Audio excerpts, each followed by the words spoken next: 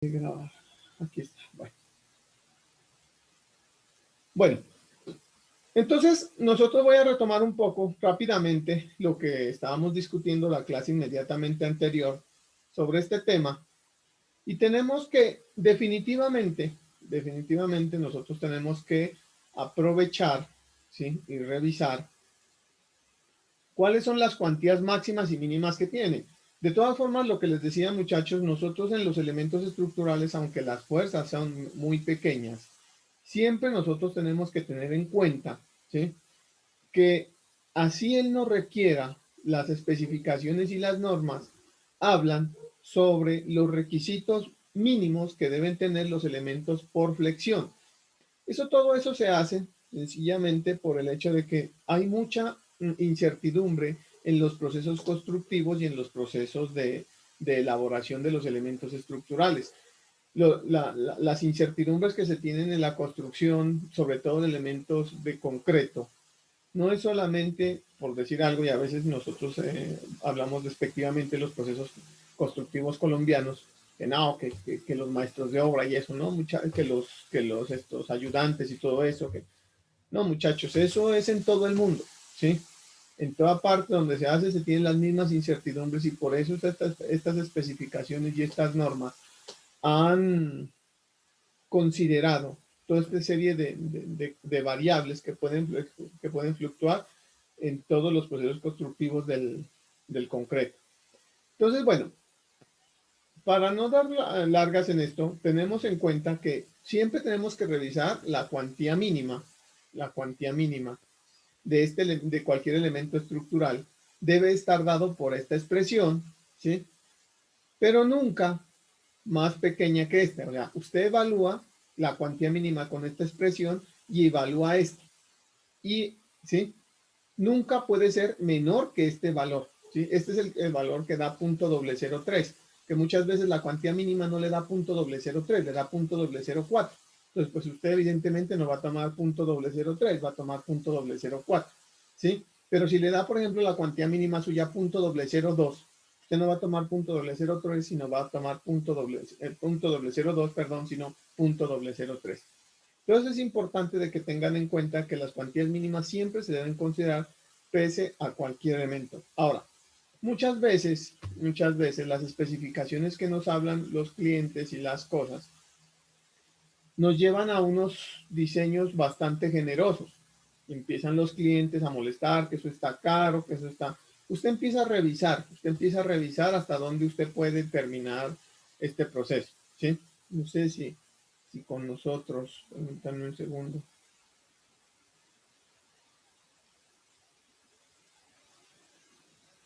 No, no está.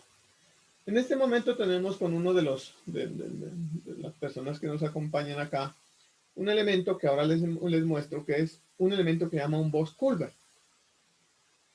Las especificaciones en Colombia para el diseño de este tipo de materiales, que es en concreto reforzado, ¿sí?, lo hacen bajo las especificaciones del Código Colombiano de Construcciones de Puentes, CCCP 14. Ellos siempre hacen unos requerimientos muy grandes para esos elementos, ¿sí? Y uno hace y diseña en función de las cargas que solicitan estas especificaciones. Uno puede, perdónenme la palabra y sobre todo las damas, puede jugarse la cabeza, ¿sí?, tomando unos valores mínimos pues para ajustar a cierto presupuesto. Pero de ahí allá dejar las cosas mal diseñadas o que de pronto se vayan a fracturar o vayan a fallar, ya no lo puede hacer más.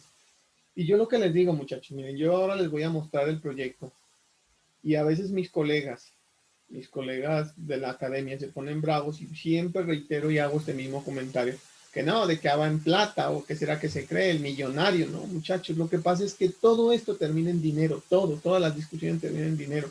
Su cliente lo único que le interesa no es cuánto acero le da, ni si usted cumplió o no cumplió la norma, si tiene o no tiene las especificaciones.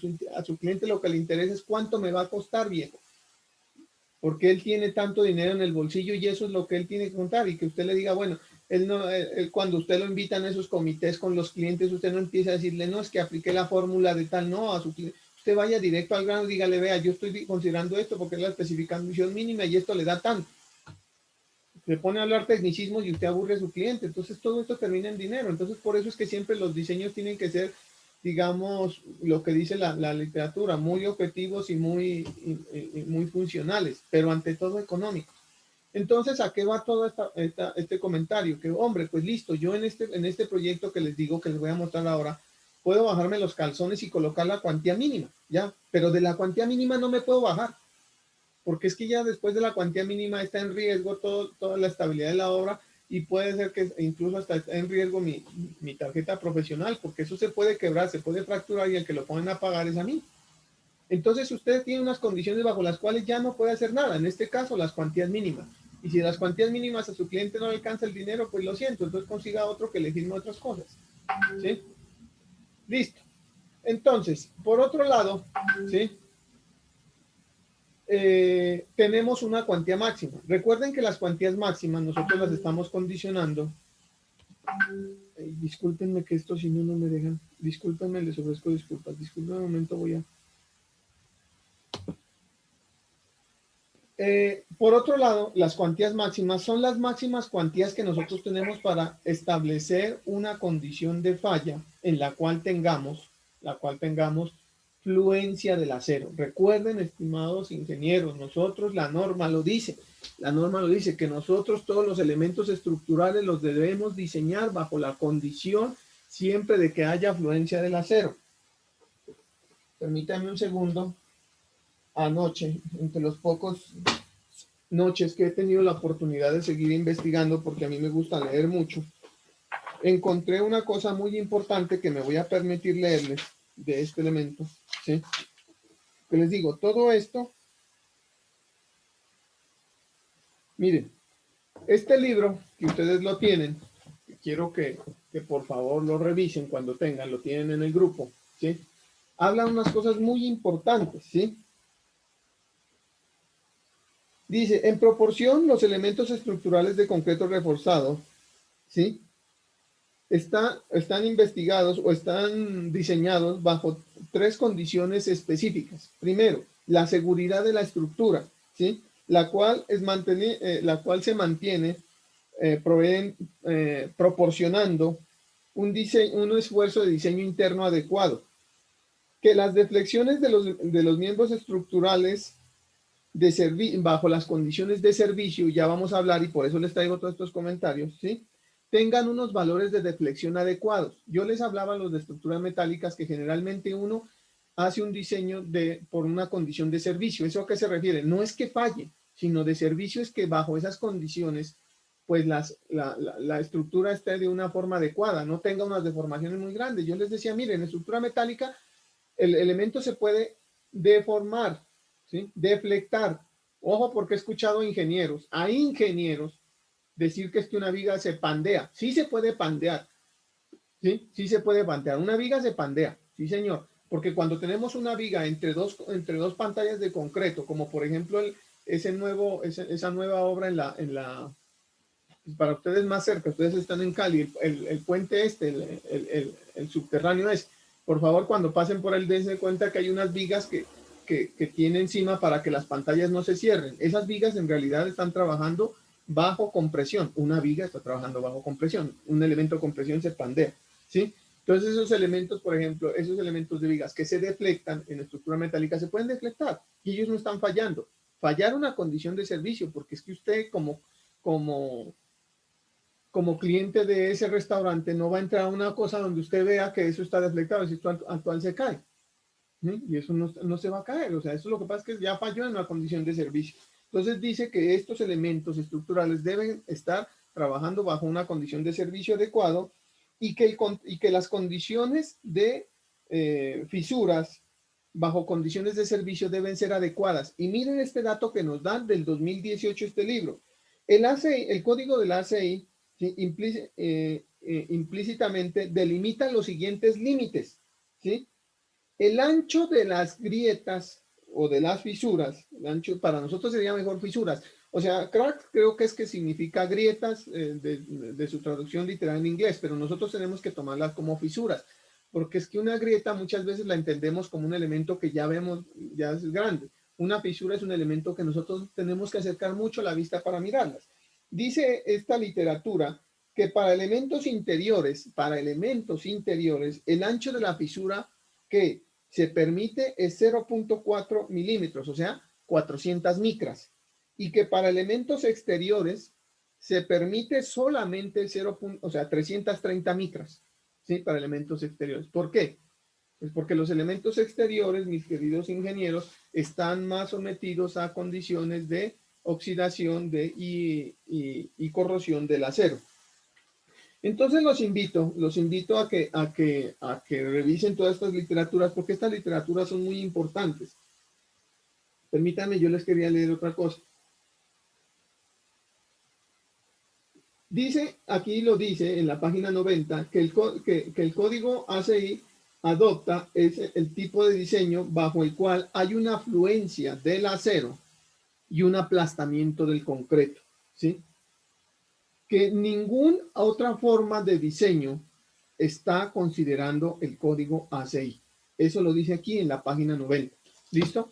Entonces, este comentario, ¿para qué va? Este comentario va sencillamente a que la norma NSR es una traducción, bueno, ya no digo si mal o bien hecha, del ACI 318, que ya salió el programa, revisen en su, si tienen la oportunidad, en su etapa. El ETAP estaba bajo el que tienen ustedes, creo que está en la ACI 318 versión 14. El ACI ya sacó la versión 19. ¿Sí? Entonces el nuevo ETAP, la nueva versión del ETAP ya está diseñando los elementos estructurales con el ACI 318 versión 19. O sea, ACI 318 raya 19. ¿Sí? Los gringos sí son juiciosos porque tienen laboratorios, tienen dinero, hacen cosas y por eso ellos sí, cuando hacen un cambio de una norma, sí son sustanciales los cambios y hay que tener mucho cuidado. Y al ingeniero estructural y muchos de ustedes que serán estructurales, que se quieran ir a trabajar para Estados Unidos, tienen que estar pendientes. Eso me decía a mí, que días mi exalumno que trabaja allá en Estados Unidos, me decía, profe, es que ahorita nosotros nos tienen otra vez aquí en la oficina leyendo la nueva norma porque hicieron muchos cambios y es que ellos sí son muy juiciosos con eso. A nosotros decimos que la 20, que va a salir la 20, la 21, la 22. ¿Y qué es lo que hace todo el mundo? Llegar a embriagarse con los ingenieros de allá. Nadie llega a medio, hacen discusiones de cualquier cosa, porque hacen la misma vaina. Pero ellos allá en Norteamérica y en Europea sí hacen muchas cosas, hacen muchos cambios. Entonces eso hay que tener cuidado, sobre todo los que espero que todos estén trabajando allá.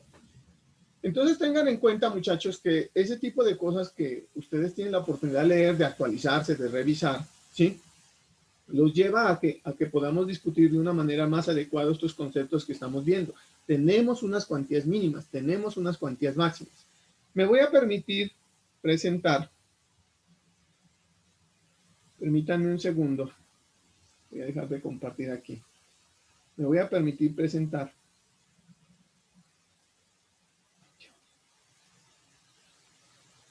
para este comentario. Permítame un segundo, por favor, discúlpenme.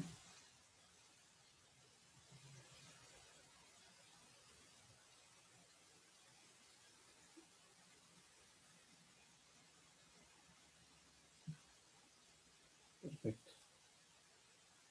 Ejemplo, esto nos compartía uno de los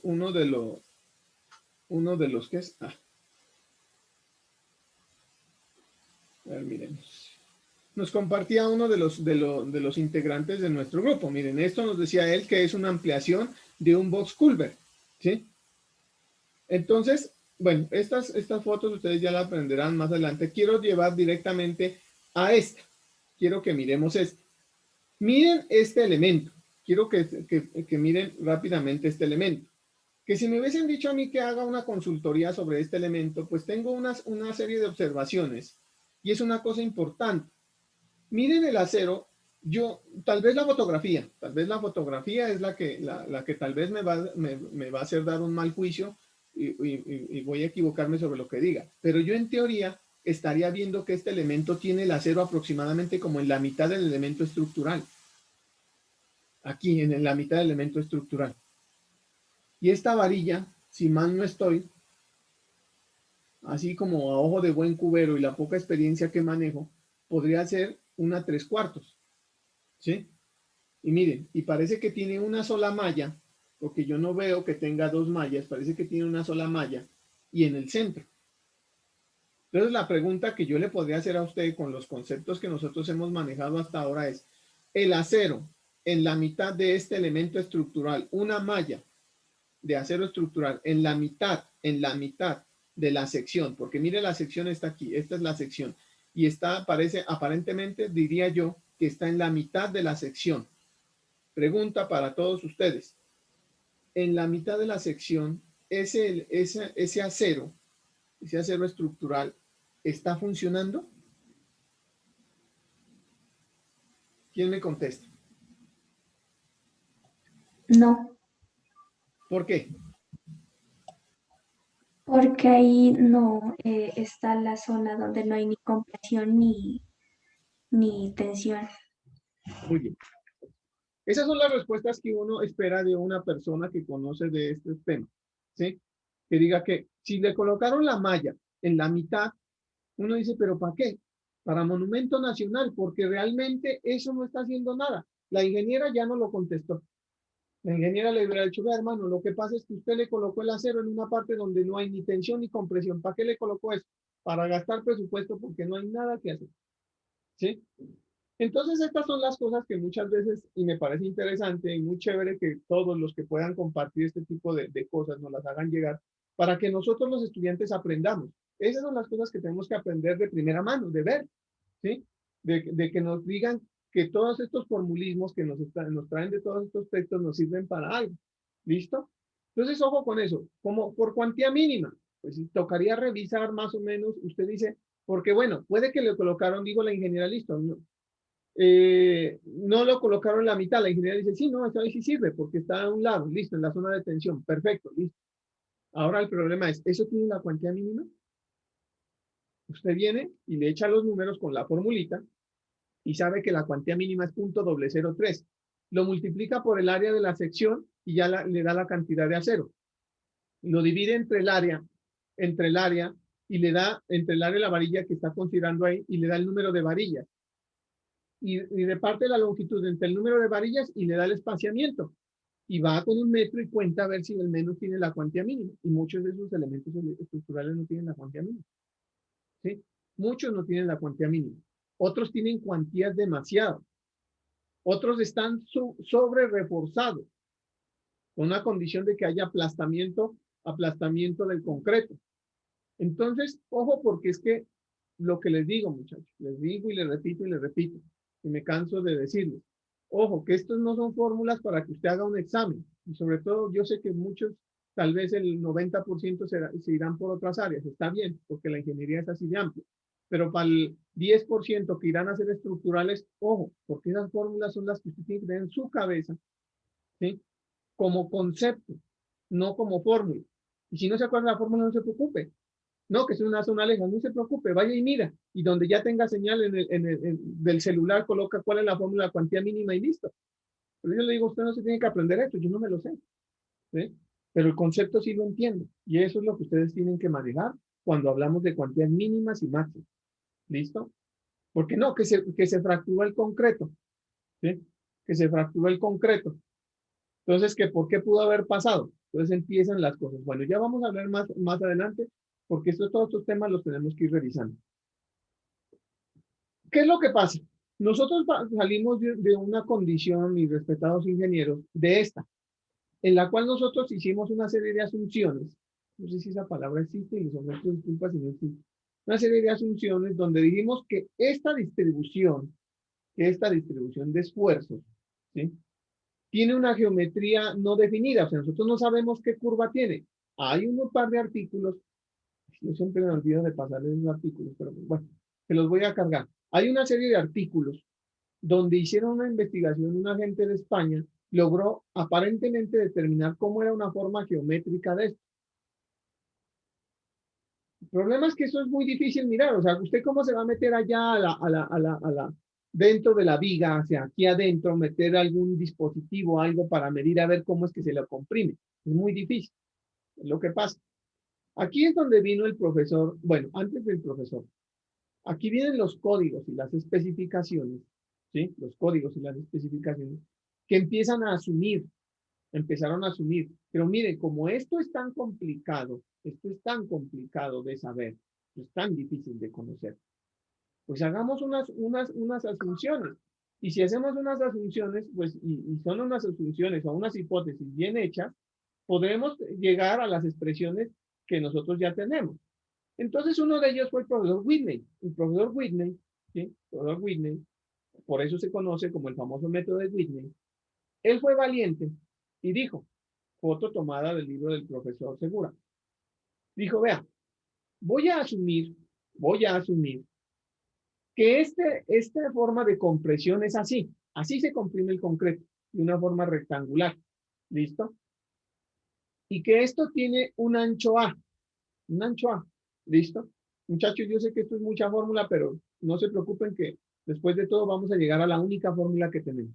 Entonces, sé que esto es aburrido por tanta fórmula y esto todavía nos falta otra condición más. Esto es A. ¿Sí? Nosotros habíamos asumido que esto es KUD.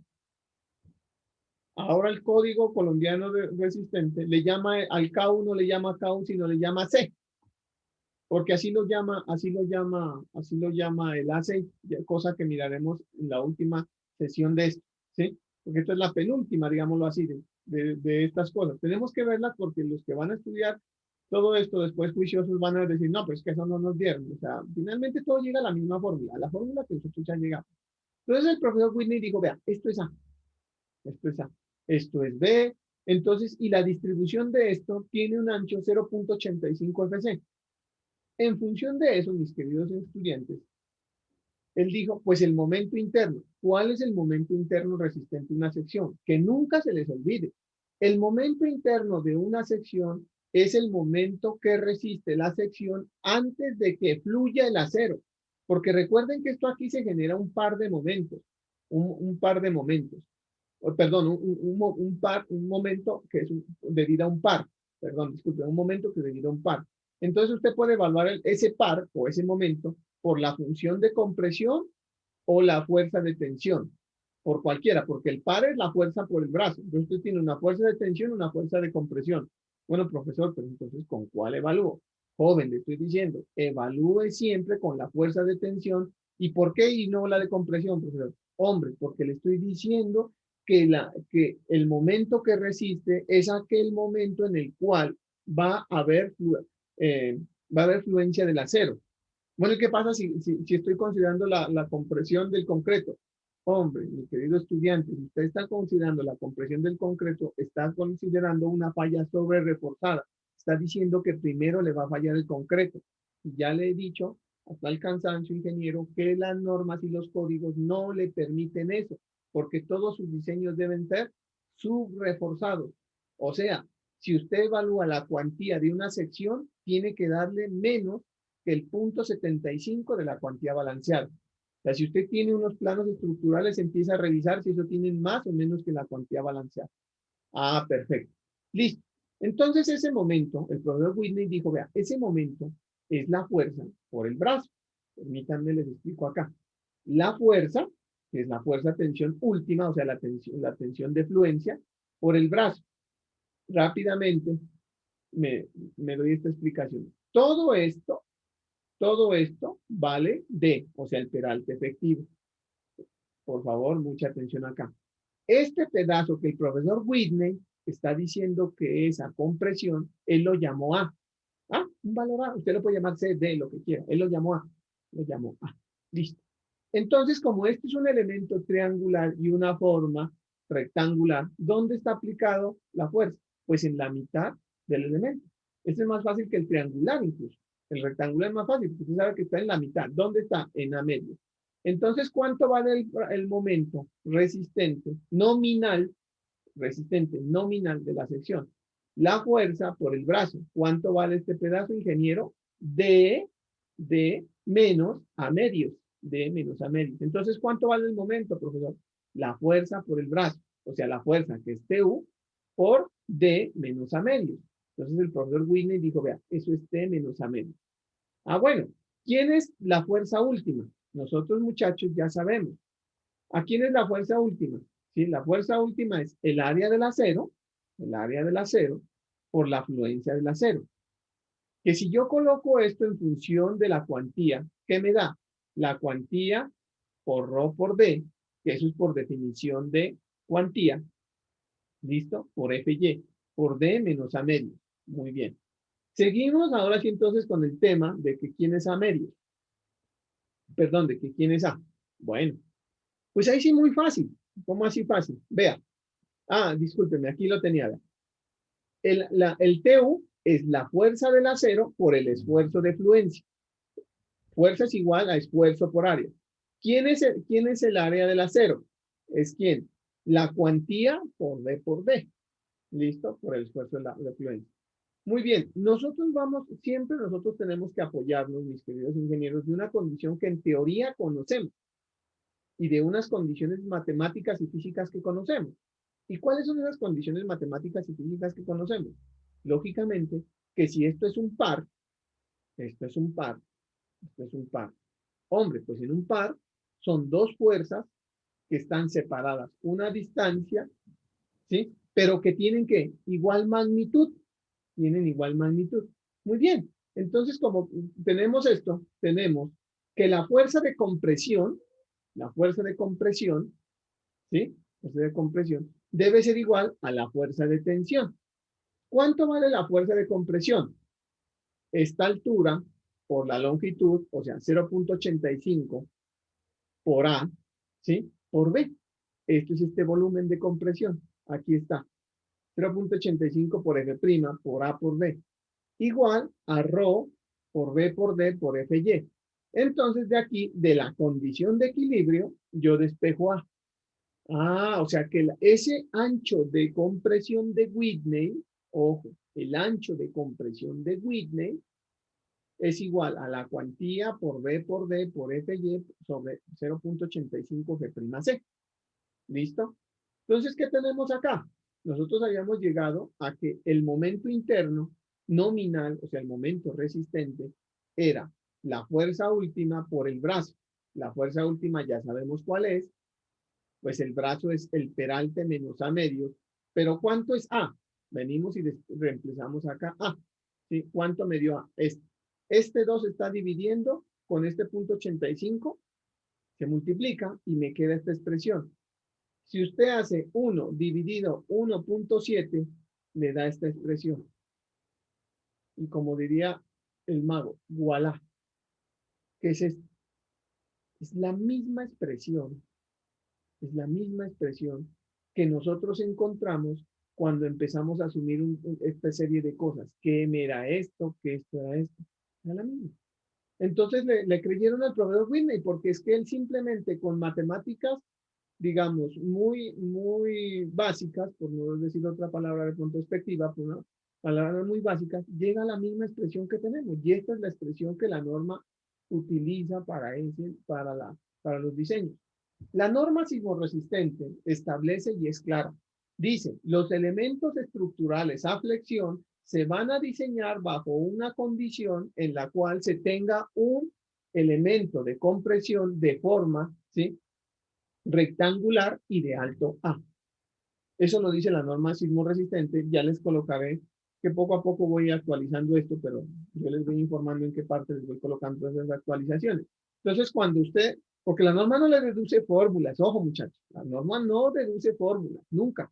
La fórmula va a lo que va. Dice, el momento nominal lo debe calcular así, porque se considera un elemento de compresión y tal. Si usted solamente tuviera la norma, ingeniero, usted solamente tuviera la norma para, para deducir las fórmulas, la norma le dice eso. Debe considerar un elemento de compresión rectangular de promedio 0.85 y usted tendría que hacer estas matemáticas sencillas. Los textos nos ayudan a nosotros los estudiantes a entender cómo es que la norma llega a esta expresión, pero esta es la que utiliza. Ahora bien, ¿qué es lo que pasa? Lo que pasa es que, mire, el profesor Whitney logró demostrar que el ancho A, que con ese ancho A de Whitney, ese ancho A de Whitney, lograba encontrar la misma expresión para el momento nominal resistente. La cuestión es que, ojo muchachos, una cosa es el ancho nominal de Whitney, otra cosa es el ancho de la zona de compresión. Yo no le estoy diciendo que el ancho de la zona de compresión real de la sección sea el ancho de Whitney. Les estoy diciendo que Whitney considera que A tiene esta zona de compresión y que con eso logra demostrar que llega a la misma expresión, pero no está diciendo que cuál es la zona de compresión. Entonces, ¿qué es lo que pasa? Ahí sí él tuvo que hacer una serie de investigaciones y cosas y empezó a llegar a la conclusión de que el A máximo de compresión es aproximadamente 0.537 D. Ese es el máximo ancho de compresión antes de que el elemento se aplaste. Crushing. Crushing creo que es aplastamiento en inglés, ¿sí? O sea, ese es el máximo ancho que puede tener, la máxima altura que puede tener antes de que el elemento se aplaste. Entonces, ¿qué es lo que pasa? Seguimos con el tema de que, miren, lo que tiene de ventaja nuestra primera metodología, mis queridos ingenieros, es que esta sí nos estaba considerando cuál es la ubicación del eje centroidal. Esta sí, nos decía es KUD, pero el ancho de Whitney no nos dice cuál es la zona de compresión. Y nosotros en realidad sí lo necesitamos. ¿Y saben por qué lo necesitamos? Porque muchas veces nosotros no vamos a tener siempre unas vigas rectangulares. Esto se hace como un medio académico para que ustedes y nosotros los estudiantes entendamos. Pero muchachos, muchas veces vamos a estudiar a continuación después de este tema vigas en T o vigas en I. Y nosotros tenemos que con la matemática que nos da este método de Whitney demostrar cuál es ese ancho A. Y con ese ancho A encontrar así la zona de compresión real. Entonces, ¿qué es lo que pasa, ingenieros? Lo que pasa es que nosotros de allá arriba, los invito por favor a que revisen estas notas de clase, habíamos deducido que ese KU, ese factor que hacía, que multiplicado por D me definía la zona de compresión, es esto, ¿sí? Si comparamos con las condiciones del ancho de Whitney, llegamos a que el KUD es igual a A sobre el K1, ¿sí? O sea, nos está diciendo que esa zona de compresión, ¿sí? Esa zona de compresión está relacionado con el ancho de Whitney de esta forma. Muchachos, esto es un poquito, no es dispendioso, es muy fácil, pero tienen que revisar. Les pido el favor que lo revisen. ¿Listo? Yo les doy lo más grueso. Estas cositas más sencillas les pido el favor de que tengan la amabilidad. Por eso yo les deduzco todas las ecuaciones para que ustedes no se pierdan en ninguna parte. Entonces, ese ancho de compresión, miren, este sí es el ancho de compresión de la zona de compresión de la viga, dice que es aproximadamente 1.18 el ancho de Whitney. ¿Listo? Y esto es importantísimo tenerlo en cuenta. ¿Y esto de dónde sale, ingeniero? Esto en realidad sale de esta expresión, que el ancho de Whitney, que el ancho de compresión de la viga, esto es el ancho de compresión de la viga, es igual a A, que es el ancho de compresión de Whitney, sobre el K1. Ahora aquí es donde vienen las normas, a definirnos una cosa importante. Las normas nos dicen, muchachos, ¿sí? Que ese K1, en realidad, ese K1, ¿se acuerdan que nosotros dijimos que lo sacábamos de aquí debajo de la manga? Y yo les dije, no, ese K1 dice la norma que vale 0.85. Y lo saqué debajo de la manga. Yo, no, pues espera, profesor, ¿cómo va a sacar eso debajo de la manga? Tiene toda la razón. La verdad es que ese K1 ya se empezó a investigar. Investigaciones posteriores a los años 50 y los años 60 de gente de Norteamérica y Europea logró demostrar una serie de correlaciones entre ese valor K1 y la resistencia del concreto a compresión de elementos de cilindros. Y logró determinar que ese K1 es aproximadamente este valor. O sea, pilas, mis queridos ingenieros, que si ustedes tienen un concreto diferente al 21, ¿sí? Ustedes tienen que evaluar para encontrar el ancho de compresión de Whitney. O sea, no se aprendan, discúlpenme aquí la expresión, no se aprendan la fórmula, porque esta no es la fórmula. Esta es fórmula, vean, y aquí lo dice. Si esto vale 0.85, si esto es diferente, ese valor va a variar. Ese valor va a variar. Entonces, ¿cómo lo evalúo, profesor? Pues, hombre, si tiene concretos hasta menos de 28 megapascales, siempre va a tomar 0.85. Si tiene concretos de 35, tiene concretos de 42, tiene concretos de 50 y algo, lo que sea, usted ya tiene que utilizar este valor para encontrar realmente cuál es la zona de compresión que está sometida su elemento. Nosotros vamos a ir, discúlpenme la expresión, jugando con esto. ¿Listo? Por ahora, ¿qué es lo que necesito que quede claro del método de Whitney? Porque el método de Whitney es muy extenso y vamos a llegar a un concepto que realmente en los programas de ingeniería no lo utilizan, pero que yo les voy a introducir, que es el método de desempeño. Y el método de desempeño es prácticamente diseñar una estructura con una sola fórmula. ¿Sí? Allá los voy a llevar. Pero entonces tengo que ir poco a poco, con ayuda de ustedes, que vayan estudiando. Entonces, la teoría del método de Wiener en todos los textos a lo que nos lleva sencillamente es a demostrar que con ese tema, considerando un ancho A, llegamos a las mismas condiciones, de una asunción que no conocemos nada. O sea, que Whitney le pegó, perdónenme la expresión, en especial las damas, le pegó a la fórmula. O sea, le dio lo mismo. Pero ya no sé, ¿cuál es la ventaja en este punto del método Whitney? Que a él le importa 5 cómo sea la forma de compresión. A mí me importa 5 eso, viejo. ¿Sí? A mí me importa, o sea, no me sirve. Porque yo llego a la misma expresión suya que usted se pone a hacer tantas hipótesis. Y cierto, mire, la misma fórmula. Pero tenemos que tener en cuenta, ¿sí? Que esto también nos define cuál es ese ancho de compresión en una viga.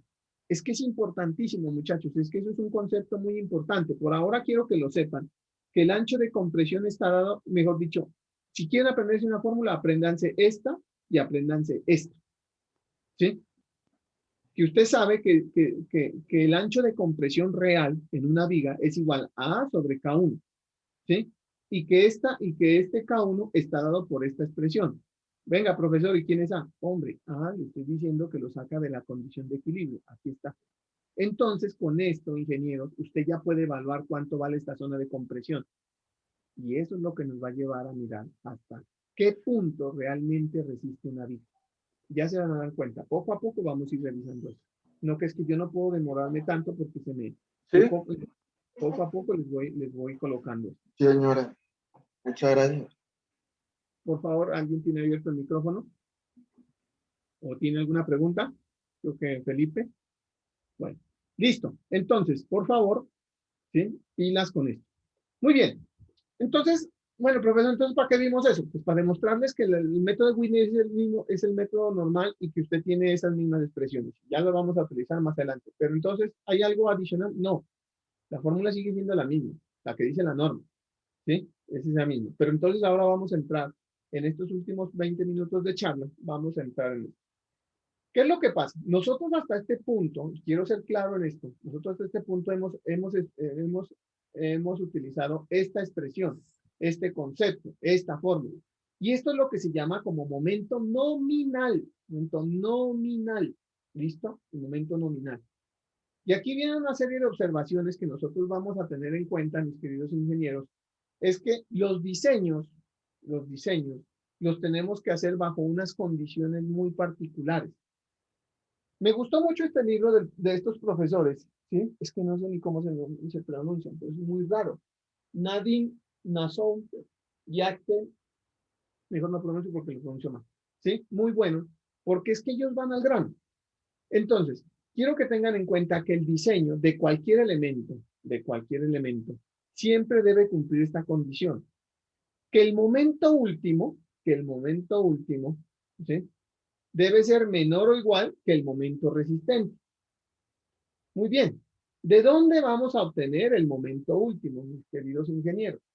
El momento último lo vamos a obtener de amplificar las cargas, ¿sí? Bajo unos factores que la norma ya no los da. ¿Listo? La norma ya nos habla de esos diferentes, de esos diferentes estados de carga. Muchos de ustedes de pronto ya han estado relacionados con esto. ¿Sí? Permítanme un segundo. Voy a mostrarles acá. Preciso cuando uno necesita las cosas, no aparece. Acá. Listo. Estos realmente, están viendo por favor el libro, ¿verdad? Es que ya no están viendo mis notas, sino el libro, ¿sí? El PDF. Sí. Listo, muchachos. Sí, señor. Entonces, miren, ¿qué es lo que pasa? Este profesor nos habla de las condiciones realmente que trae la norma. ¿Dónde nos habla la norma, los factores? ¿Dónde vamos a amplificar las cargas? ¿Sí? En el título B. Y estas son las condiciones y estas son las combinaciones, nosotros le conocemos como las combinaciones de carga que tenemos que considerar. Miren, por ejemplo, las combinaciones que tenemos que considerar. Cuando tenemos, dice, en el caso de carga muerta, viva y cargas de viento. Nos dice que nosotros tenemos que revisar esta condición, o sea, tenemos que diseñar en estas diferentes condiciones. Primero usted encuentra el acero multiplicando 1.4 veces la muerte. Encuentre ese acero. Encuentre el acero ahora multiplicando 1 veces la muerta más 1.6 veces la viva. Encuentre ese acero. Encuentre el acero con esta condición, con esta condición, con esta condición. Bueno, profesor, ¿con cuál nos quedamos? Pues con la condición que cumpla todas. Y eso es lo que se conoce como la famosa envolvente. ¿Sí? La famosa envolvente de carga. Cuando yo les mostraba la clase pasada esas condiciones de acero, era cuando ella estaba condicionando la envolvente. Ya hablaremos más adelante de la envolvente. Por ahora quiero que les quede algo muy claro, que lo que hacemos en realidad es al peso propio, porque ya sabemos cómo calcular el peso propio, lo vamos a multiplicar por 1,2. Y que si tenemos una carga viva, la tenemos que multiplicar por 1,6. Entonces, ingenieros, a partir de este punto, nuestro cliente o nosotros tenemos que aprender a identificar entre lo que es una carga muerta y una carga viva. Una carga muerta es una carga, según lo que dice la teoría, es una carga que no va a cambiar en el tiempo. ¿Sí? ¿Y qué es una carga viva? Es una carga que va a ser muy fluctuante. Por eso, ingenieros, es que a las cargas muertas se las multiplica por un factor menor que las cargas vivas. Porque es que las cargas muertas prácticamente usted las conoce, es un determinismo. Pero las cargas vivas son un pseudodeterminismo, usted no sabe. Hoy en su casa está solamente usted con su familia. Mañana, que es el cumpleaños o su grado de ingeniero civil, va a estar toda su familia reunida en su sala de segundo piso y va a estar todo el mundo brincando y felicitándole, diciéndole por fin paso concreto. ¿Sí me entiende? Esas cosas. Usted no sabe cuál es realmente el valor de la carga viva que tiene. Entonces, ¿qué es lo que dice? Las normas y las especificaciones dan unos valores básicos. Pero le dice, vea, a ese factor multiplíquelo por 1,6. Si usted no tiene más, ¿de dónde calcularlo? De 1,6. Por ejemplo, ¿sí? Cuando usted tiene el caso de viva, muerta y fuerza sísmica, mire las combinaciones que le ofrece que haga. ¿Sí? Por ejemplo, cuando le dice tiene cargas en los tejados, cargas de rieles, de nieve. ¿Sí? Esto, bueno, esto no lo traigo aquí tan a colación, porque esto es de otros países y sobre todo norteamericanos que ellos consideran las cargas en los rieles, las cargas de nieve. Ojo, ahora bien, en este momento se está tomando una condición muy importante, eso es algo que yo hasta poco me enteré, que se va a hacer un adendo adicional sobre las cargas no de nieve, sino las cargas de granizo. ¿Cuántas cubiertas no se nos han caído hoy por hoy en Colombia? Las granizadas que están cayendo en Colombia son muy bravas. Usted póngase a pensar cuál es el peso de instantáneo, por decirle algo, instantáneo que le colocan a una cubierta cuando cae una granizada de esas. ¿Sí? Haga nomás el peso de una cubierta de 30 o 40 metros cuadrados con un espesor de 1 centímetro y un peso unitario de 1 tonelada por metro cúbico que pesa el hielo. Eso es una monstruosidad de carga a la que usted no le consideró. O sea que nosotros muchas veces los ingenieros estructurales de la vieja data no consideramos porque nosotros pues vivimos en el tiempo en el que todavía no caían esas granizadas. Ustedes muchachos ya les está tocando una época en el tema de mitigación, de riesgo y tanta cosa, que ustedes ya tienen que empezar a considerar otras cosas. Por eso yo les decía muchas veces, siempre hago publicidad yo, hombre, en este momento el que quiera estudiar esto de estructura, si quiere hacer un fuerte en esto, no se ponga a estudiar lo mismo que estudiamos todos. Póngase a estudiar riesgo, póngase a estudiar desastres, póngase a estudiar lo de San Andrés. Me habían hecho una oferta, pero desafortunadamente no salió.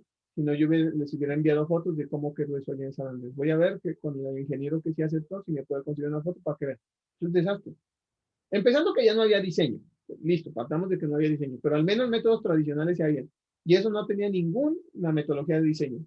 ¿Cómo quedaron todas esas casas? ¿Sí? Miren lo que está sucediendo, no lo digo en Cali, porque sea Cali, ni más faltaba, eso puede suceder en cualquier parte. Pero acá en Bogotá, el tema de las vallas publicitarias, y yo estuve y fui parte, de las personas que hicieron los diseños. Yo hice la revisión de 250 vallas. De 250 vallas al cliente le tocó bajar 100, ¿sí? O arreglar 100, porque las vallas ninguna cumple nada. Nada, señores. Eso está hecho por los ornamentadores. Eso no cumple nada. Esa que se cayó, que yo les mostraba que días, eso se volteó porque eso tiene unos templetes. Esas son las clásicas. Es que todo, digamos, en todo el país nosotros copiamos lo que hacen en Bogotá. Ellos no tienen diseño. Y eso me da mucha pena con los ingenieros estructurales de Cali que me digan, no, acá sí diseñamos. No tiene diseño. Y me voy yo y me juego la cabeza, me voy a la oficina. Eso a nosotros nos tocó acá en la Secretaría de Medio Ambiente, porque eso es contaminación visual. ¿Sí? Ningún diseño, ninguna de esas empresas ofreció. ¿Y saben por qué? Porque muchas vallas son de empresas de acá de Bogotá. No les digo nombres porque yo trabajé con todas esas empresas. Finalmente, ¿qué tocó? Mandar a reportar todas esas. Cosa que se hizo en Bogotá, pero en Cali no se ha hecho. Y si no se toma en Cali las medidas adecuadas rápido, se van a seguir cayendo esas vallas. Esas vallas se van a caer porque en Cali tiene un problema. Ese sí es un problema de Cali, que parece que tiene esos vendavales. Y esos vendavales de Cali pegan, pero durísimo. Eso no está diseñado a viento, pero es nada. Y si no toman medidas, se van a seguir cayendo. Presten atención. Bueno, entonces, ¿qué es lo que pasa? Tenemos también todas las diferentes condiciones dependiendo el sismo, dependiendo presiones hidrostáticas, etcétera. ¿A qué voy todo este comentario rápido? Porque ya vamos a ir cerrando esta charla. Este comentario va sencillamente, muchachos, que las cargas se deben mayorar. Antes de encontrar el A sub S, que ya vimos que es facilísimo de encontrar, las cargas las debemos mayorar. Muy bien. Con esas cargas mayoradas, ingenieros, evidentemente los elementos estructurales me van a dar unos momentos que les vamos a llamar a partir de ahora como momentos últimos. ¿Y qué dicen las especificaciones? Las especificaciones dicen, mis respetados ingenieros, que ese momento último debe ser menor que este momento resistente. ¿Y quién es ese momento resistente? Ese momento resistente es igual al momento nominal, que usted ya sabe cómo sacarlo, o usted sabe de dónde encontrarlo, si usted no se acuerda, porque yo tampoco me acuerdo la fórmula, no me la sé, ¿sí? Pero yo sé dónde encontrarla. Multiplicada por un factor de reducción de resistencia, ¿sí? De reducción de resistencia. Y ese factor de reducción de resistencia, mi respetado ingeniero, depende de la condición que usted esté evaluando. Nosotros en este momento estamos específicamente en el tema de flexión. Entonces, las especificaciones nos dicen que para flexión tenemos que utilizar un valor de resistencia de 0.9. Entonces, ¿qué es lo que usted hace? El momento último igual a 0.9 por esto. Y de aquí despeja el acero. Lo mismo, no he hecho nada más. Simplemente que el momento que traíamos del diseño lo multiplicamos por esos factores de ampliación de carga y el momento resistente lo multipliqué por 0.9. Todos estos factores que les estoy presentando aquí, ingenieros, son los factores que se deben considerar dependiendo la condición que tiene. Y estos son los factores que los algoritmos comerciales que nos venden, nosotros debemos alimentarlos. En Norteamérica utilizan los que nosotros tenemos. En otros países utilizan otros factores. ¿Por qué? Porque es que ellos tienen comités de ingeniería, que cada comité de ingeniería, cada sociedad de ingeniería en cada país considera y evalúa dependiendo de sus condiciones explícitas en cada lugar. Entonces, por ejemplo, nosotros tenemos que si es para elementos que están a flexión, ¿sí?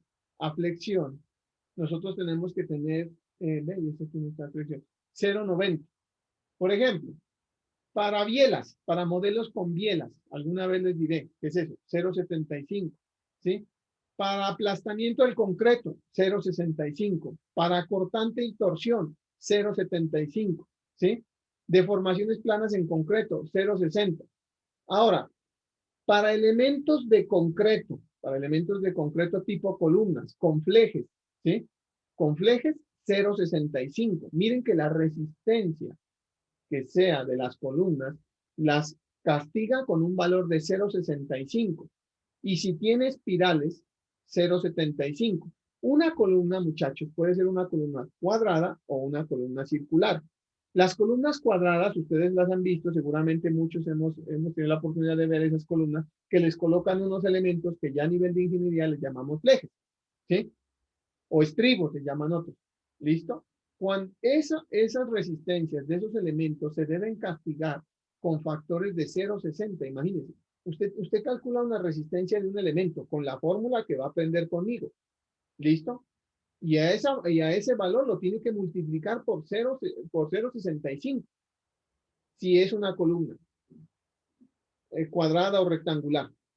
Si es, por ejemplo, un elemento con una espiral, la tiene que multiplicar por 0,75. Entonces, profesor, vaya cerrando. Listo.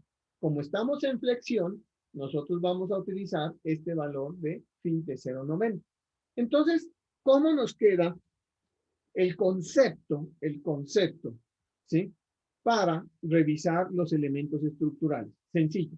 Que el momento último que lo vamos a traer de el análisis estructural con las cargas amplificadas debe ser igual a 0,9 por el momento nominal. ¿De dónde sale el momento nominal? De la expresión general, del método general o de la fórmula de Whitney, ¿sí? Y eso lo multiplica por 0,9. Y de aquí despeja la cuantía o despeja el K o lo que usted necesite. ¿Listo? Eso ya depende de la expresión que usted tenga. Y que lo más valioso que nos debe quedar de esta charla, mis queridos ingenieros, es que el momento último es el momento que se obtiene de cargas mayoradas. Y esas cargas mayoradas las da la norma. Ahora bien, nosotros en Colombia, y aquí quiero hacerles un comentario técnico, nosotros en Colombia venimos de una norma que era la norma NSR 98. La norma NSR 98, ingenieros, tenía unos factores de amplificación de carga mucho más grandes que los que tiene ahora. Entonces, en las oficinas de curadurías y en las oficinas de planeación, le permiten a usted, y la norma lo dice, permítanme, este es el C.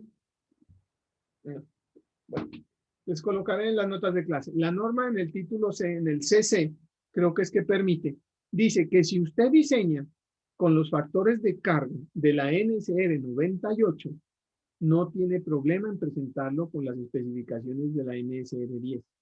¿Listo? Que no hubiese sucedido el caso contrario. Y usted diga, y es que puede suceder. Después, pues espere, profe, ¿cómo que voy a diseñar con la 98 teniendo en cuenta los 10? Sí se puede. Porque hay algunas condiciones de la NSR 98 que eran más exigentes que la NSR 10. Es precisamente por estas condiciones, muchachos. Es que muchas veces, por ejemplo, las cargas muertas, por ser más explícito con las cargas muertas, son muy fáciles de calcular, ¿sí? Y las cargas vivas no. Por eso fue que el nuevo código y este libro, que está basado en el ACI 31814, ¿sí? Pues habla de que tiene que ser 1.2. Dicen que incluso, creo que es que lo bajaron a 1.1, las cargas muertas.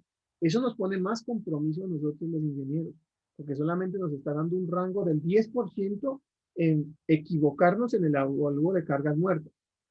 Es porque es que pues en Colombia nosotros tenemos que aprender a ser más juiciosos como son ellos. Ellos son muy juiciosos. Nosotros somos igual de juiciosos. ¿Sí? No crea que es que porque están allá. No, somos igual de juiciosos, incluso somos mucho más inteligentes que ellos. Pero a veces somos un poquito más desordenados. ¿Sí? Entonces ese es el problema, que muchos ingenieros colombianos brillantes están en otras partes del mundo dirigiendo grandes compañías. Entonces, ¿qué es lo que pasa, muchachos? Lo que pasa es que tenemos que tener en cuenta que nosotros debemos ser más juiciosos en el evalúo de cargas muertas y en el evalúo de cargas vivas. ¿Listo? Y en general en el evalúo de todas las cargas. Muchas de las edificaciones no les consideramos el viento. ¿Por qué los canopies? Pregunta qué es canopy. Ya creo que les había comentado. Un canopy es una zona de estas metálicas de las que están en las estaciones de servicio. Nombre comercial, nombre común es canopy. Esos canopies se caen, pues porque no estamos considerando, por ejemplo, las zonas eólicas. A mí me da miedo. A mí me da miedo, por ejemplo, ese tipo de cosas porque afortunadamente eso tiene esos factores de amplificación de carga y los factores de reducción de resistencia. Si yo divido el factor de amplificación de carga entre el factor de reducción de resistencia, pues me va a dar el factor de seguridad que tengo. Y estamos hablando que esos factores de seguridad en estructuras están oscilando entre 2 y 4. Por eso es que, muchachos, una edificación, si usted la hace con la norma, está condenada a trabajar muy bien. ¿Por qué se cayó el space? El space se cayó sencillamente porque el space estaba diseñado para caerse. Porque desafortunadamente este profesional, por llamarlo así, se puso a quitarle, a optimizar a cero y le quitó mucha resistencia al elemento. Más de lo que le permitía la norma. Porque es que, según el correo de las brujas, no sé si será cierto y lo dejo aquí grabado, el comentario que decían es que él, todo el acero que optimizaba, él se lo echaba a la bolsa. No sé si será eso. Ese es el chisme que hay entre los ingenieros estructurales, que por eso es que él era el negociado y que por eso es que hay muchos edificios, desafortunadamente, diseñados por él, que tienen muchos líos estructurales. En Medellín no es solamente el space el problema. El space fue el problema porque este edificio colapsó, pero en Medellín hay muchos edificios diseñados, optimizados, perdón, la palabra es optimizados, porque es la palabra que él utilizaba en las oficinas de ingeniería de Medellín, optimizados por él, ¿sí? Que tienen ahora problemas estructurales. Entonces, ojo, ojo porque es que si usted sigue las normas están hechas para que su edificio esté condenado a funcionar muy bien. Si usted no sigue las normas, entonces ya a partir de este punto, y es toda esta cátedra de pronto aburrida para muchos de ustedes, va enfocada que a partir de este momento ya tenemos que empezar a meternos en el tema de la norma. O sea, más norma, más norma, más norma, más norma. Este texto me pareció muy importante anexar esto porque dice, ahora bien, el factor de reducción en el código ACI lo considera por las siguientes razones. Primero, permitir la probabilidad de secciones subcalculadas, es lo que yo les digo, ¿sí? O sea, ese factor phi lo considera. ¿Por qué le metió ese factor phi? ¿Sí? Porque eso no lo inventaron en Colombia, nosotros no lo inventamos. Lo podemos hacer, claro, porque tenemos la gente más inteligente que hay en cualquier parte, porque no tenemos de recursos, ¿sí? Esto debido principalmente a variaciones en las dimensiones en los materiales, en las propiedades y en las inexactitudes de las ecuaciones. Por eso lo colocó ese factor phi, el código A6, ¿sí? Porque es que no sabemos cómo van a estar hechas estos elementos. Recuerden, muchachos, si ustedes han visto, permítanme de pronto la arrogancia, los planos bonitos que yo les muestro. Pero ¿será que así quedan en las obras? Eso quedan chuecos, huecos, eso no queda así, ¿sí? Por eso es que estamos mejorando en muchos de los procesos constructivos. Reflejar la importancia del elemento de la estructura. ¿A qué se refiere esto? Profesor, ¿por qué a unos .9 y a otros .65? Este punto va mencionado, no, digamos, a la importancia del miembro en la estructura. ¿Sí? Todos los elementos estructurales son importantes, pero hay unos que no pueden fallar. O sea, hay unos que no pueden fallar, definitivamente no deben fallar. ¿Y cuáles son? Pues las columnas. En un sismo, muchachos, perdónenme, se puede caer las vigas, se pueden caer los entrepisos, listo, se cayó. Digamos que afortunadamente en un sismo se cayó el segundo piso, pero el edificio quedó parado. Entonces la gente de arriba pues se salió. Yo voy a decirle a una amiga colega que hicimos la visita a Pedernales en el último sismo fuerte del Ecuador, y yo tomé fotos de un edificio donde desafortunadamente el entrepiso que se cayó fue el de neonatos, imagínense. Decían ahí, la gente decía que habían fallecido como unos 80 o 100 niños recién nacidos. ¿Sí? Reflejar el grado de ductilidad y la confiabilidad requerido bajo cargas aplicadas. Es estos los 3 puntos bajo los cuales la norma ACI, ¿sí?, se fundamenta para colocarle estos valores. Porque es que, o sea, es que ya esto es, digamos, un concepto, por eso se llama esto, mis respetados ingenieros llaman filosofías de diseño. Filosofías. ¿Sí? No sé, no recuerdo, estos días me decían que era la palabra filosofía. Pero digamos, esto es llegar a un acuerdo con todos. En que sí, hombre, las columnas son lo más importante, las cimentaciones. Bueno, que ya nos tocó que se caigan unos elementos, pues escojamos las vigas. ¿O qué más? ¿Sí? Por eso, muchachos, es que se dice que tiene que haber cierta ductilidad en elementos como las vigas. Debe haber ductilidad en los elementos como las vigas. Y por eso hay un factor que espero en el próximo curso, seguramente lo van a ver, que se llama el factor columna fuerte, viga débil, que es un factor que usted lo tiene que revisar en los elementos estructurales. ¿Sí? Y es un factor que muchas veces no cumple con las especificaciones y toca reforzar por medio de nudos. De pronto, Freddy, si nos puede colaborar, y eso es una cosa que le pediría el favor, Freddy Sierra, nos eche una mano y si en esta semana tiene la oportunidad de tomarnos una fotografía o tiene fotografías de los elementos de esos nudos que hicimos allá en Mariquita, sería genial para mostrar, para que todos aprendamos un poco de eso. Entonces, para que vean cómo es que a veces cuando hay estructuras no existentes, perdón, y toca reforzar, hay que implementar metodologías para reforzar esto, la unión entre columna y fuerte, considerando una condición de falla. Y esa es la metodología de diseño que yo quiero enseñarles al final. Porque es que ustedes no necesitan programas. ¿Sí? Usted no necesita programas, créame. Créame cuando yo le digo que usted no necesita programas. Usted las estructuras las puede hacer con una sola fórmula. ¿Sí? En estos días, la próxima semana les muestro el puente. Y ese puente yo se lo diseñé a ella con desempeño. Perdón, el muro. Un muro le diseñé con desempeño y ella no me lo aceptó. Bueno, el profesional, no quiero ser despectivo con nadie, pero con género. El interventor, ¿sí? No me lo aceptó. Desafortunadamente no entendió. Me tocó hacérselo con una metodología y me dio lo mismo.